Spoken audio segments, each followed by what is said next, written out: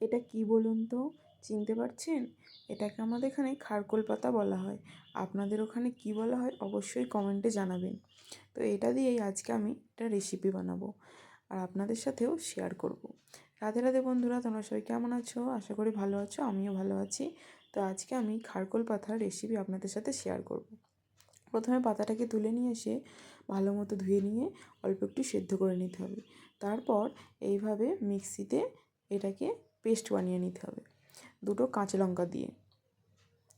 তারপর কড়ার মধ্যে সর্ষের তেল দিয়ে কালো জিরে ফোড়ন দিয়ে এইভাবে বাটাটাকে দিয়ে একেবারে শুকনো শুকনো করে নাড়বো।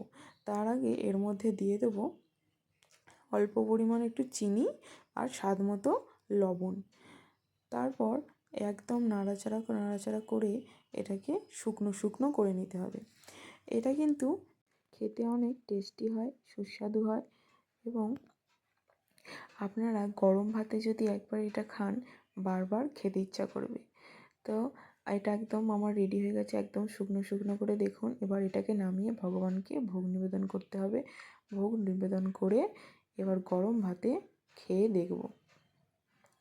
তো দেখুন, এটা কিন্তু অসম্ভব সুন্দর খেতে হয়েছে।